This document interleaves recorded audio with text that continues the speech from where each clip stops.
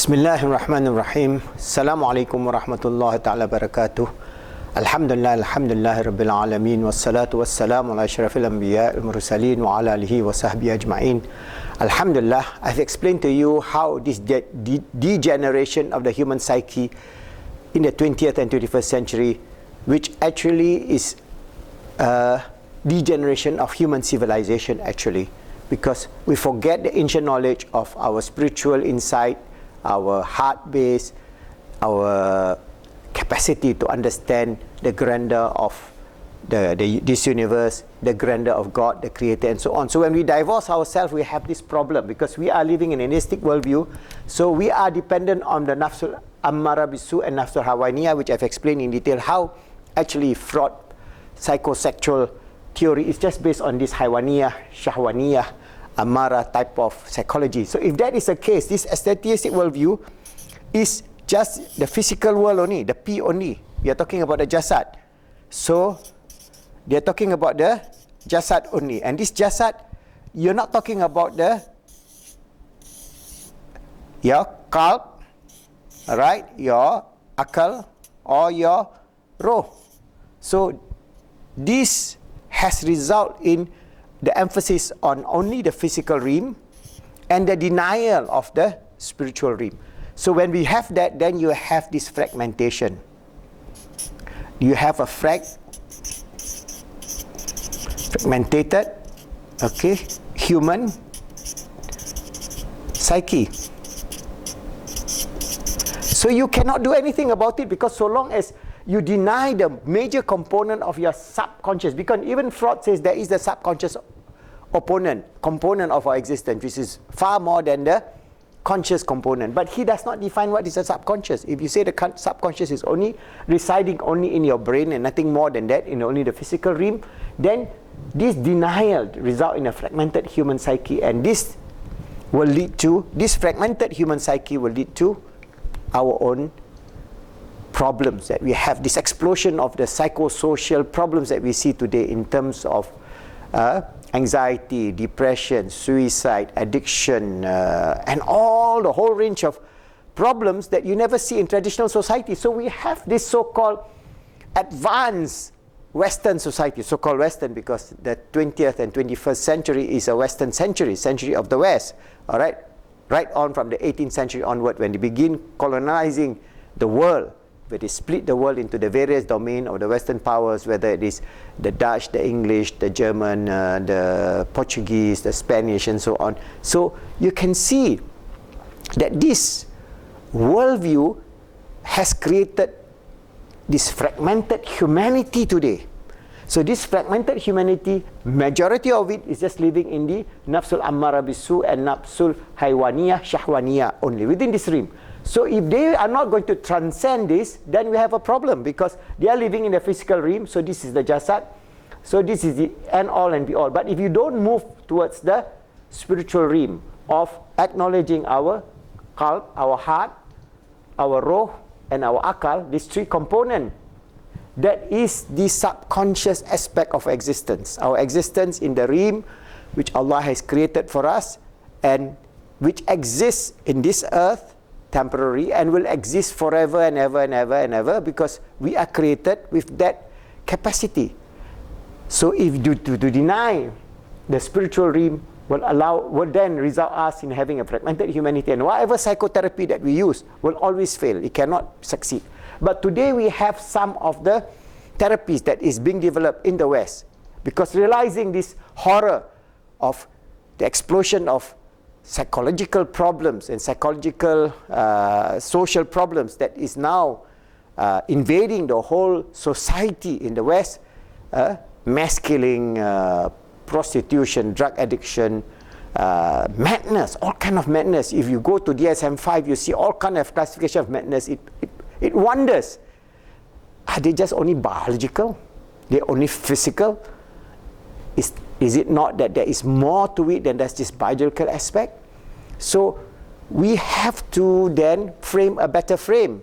And there are works within the Western world. They're talking about now about, say, positive psychology. So if we take a few of these things, like positive psychology, from behavioral psychology, they moved on to humanistic. Now they have this positive psychology, and now they have positive transcendent psychology. They are talking about spiritual psychology, now it's getting ground. And there are various therapies that are also moving upward. For example, if we take CBT, cognitive behavior therapies. Cognitive behavior therapy is here, all right? They are talking about the, I explained to you, the cognitive dissonance of what you believe and what you do. This is your belief, this is what you do. There is a divergence, so there is a cognitive dissonance. Dissonance, eh? This cognitive dissonance has to be pulled together. So in CBT talks about pulling this thing together so that you are more congruent in terms of your belief and your action. All right? So when you do that, the CBT idea of thoughts, of behavior, I'll explain to you in the next video, but they have acknowledged that actually at the nafsul lawama is what? The self-reproaching self, the self who is now thinking, the thinking self, or the self that is trying to reduce the dissonance. So this aspect is the aspect of the akal. So if we go about CBT then stand around this aspect of akal. So now they have moved from this jasad-based psychological philosophy to a akal-based or mind-based, mental-based. So you have cognitive behavior therapy, CBT. So this model is now well researched, because when they work together in terms of the action, behavior and thoughts and how these are linked together, there are so many thousands of research which shows that it works. Well, it works, they say, maybe in 80% of the case. What about the other 20%? So where does it lies?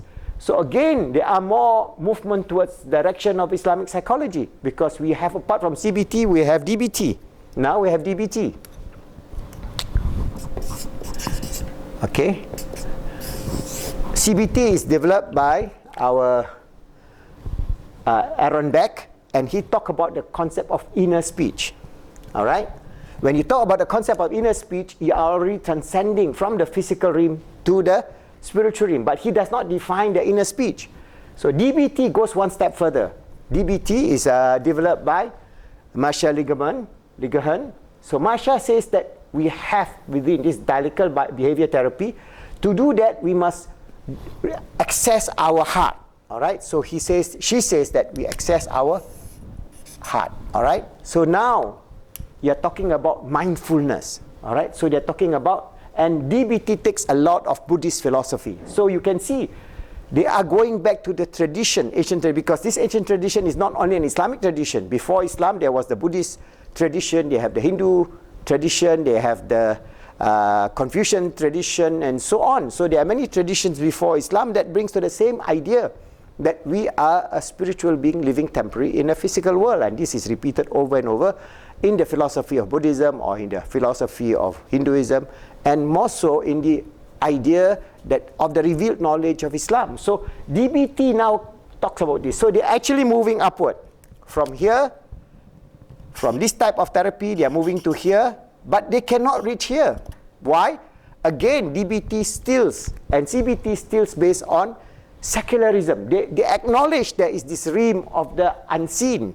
All right, DBT acknowledge that, CBT does not acknowledge that. So we have this whole idea of the dichotomy, because they are still having this atheistic worldview. So they have not been able to decouple themselves from this atheistic worldview. But DBT is coming closer, all right, towards what we call a spiritual realization or inner realization or mindfulness. They call it mindfulness, because they don't want to use, they are very, very careful not to use religious terminology. Why? Because even though it is based on Buddhism, they say, well, you know, this is our worldview and it is nothing to do with Buddhists, all right, being a Buddhist and so on. So they have defined that, which well and good, but it shows that this 21st century is a century of confusion, especially in psychology as a science, because psychology is the study of the self, ilmun nafs, the self. So what does the self consist of? It's just the physical.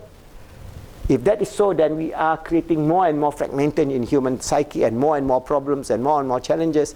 And you wouldn't be surprised that the collapse of this civilization is the madness of the psyche of human beings.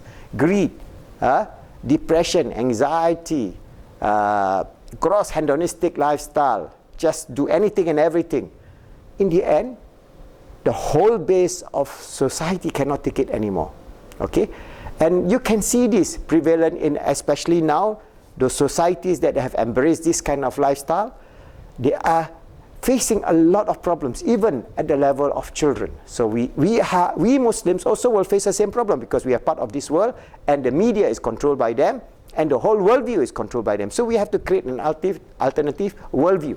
So I'm talking to you about CBT, we have DBT. So where does Islam stays? Because we do not need to reinvent the wheel. We can absorb from CBT, DBT a lot of the ideas, because as I say, there are so many research being done in CBT. There are so many thousands of papers published by various people in the universities, and you can go to psychologytools.org. They publish most of this material up. You can upload it for free because it is being shared based on CBT. All the research in CBT, the kind of efficacy is being used for whether it is anxiety, depression, phobias, borderline personality disorder, and whatever, you name it. Okay? So they have a lot of resources. So where do we stand now?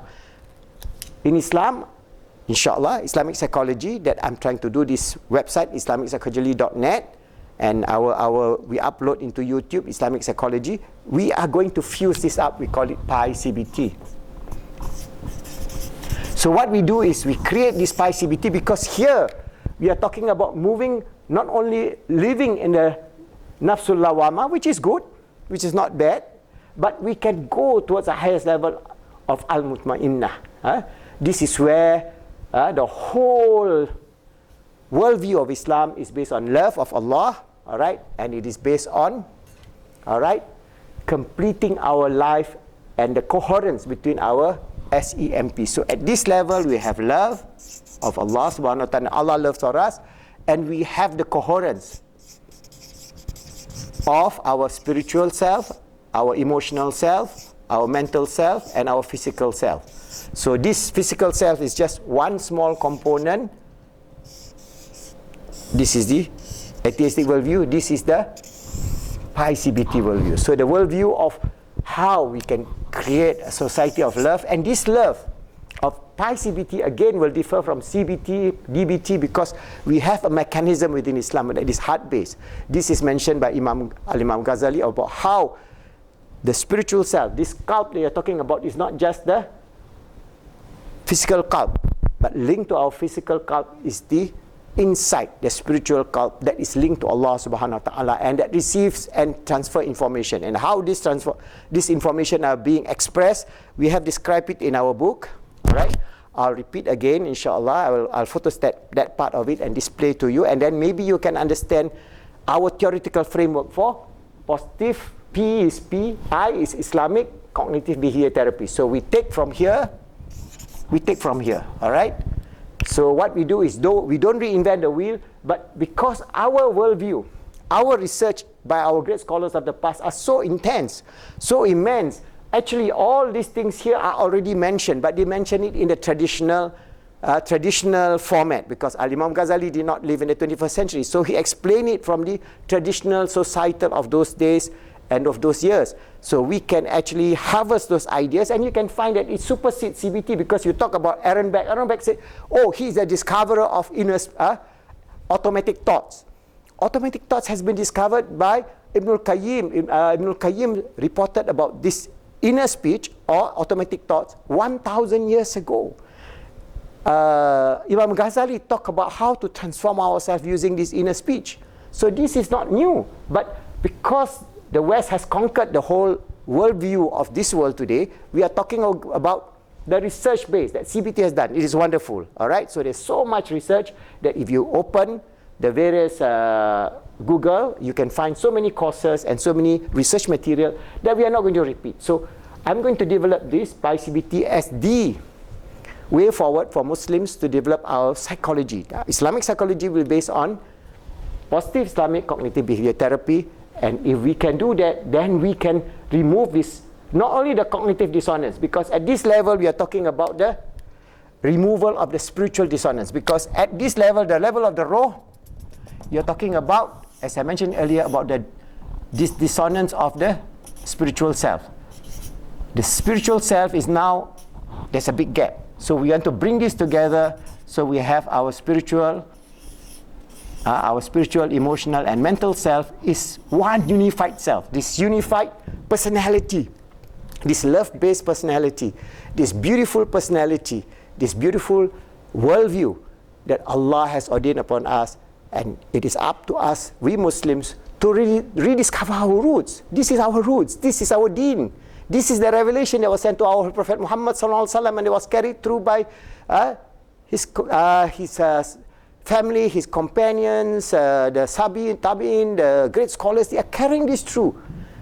But because we were colonized by the West over the last 300-400 years, we lost all sense of direction, and even we lost our sense of our own inner confidence of being an ummah that can carry this new civilization, the 21st century civilization, to the greatest ever civilization that humanity has ever seen. But we must start with ourselves. When we talk about this, we must be confident enough to know that we are not a physical being only, and we are not a fragmented human being, but we are a coherent human being. We are coherent in terms of our spiritual, emotional, mental, and physical self, and we enjoy the joy of fulfillment, achievement, success, forgiveness, love, appreciation, you name it, all the wonderful qualities that Allah has ordained upon us to spread to the world. And this positive message, inshallah, will reach to every corner of the world with the will and the grace and the mercy and the love of Allah. So what we do is every day we do our best, strive to understand this worldview. And those of you who wants to use this material, do more research. I'm giving you some ideas which, as I read Imam Ghazali's book, I see this whole picture. And I'm giving you in picture form so that you can understand, and then inshallah you can write your thesis or your studies or your research or your whatever that you want to do with it. Inshallah we spread this knowledge, and inshallah Allah will give us the best of this world and the best of hereafter, inshallah.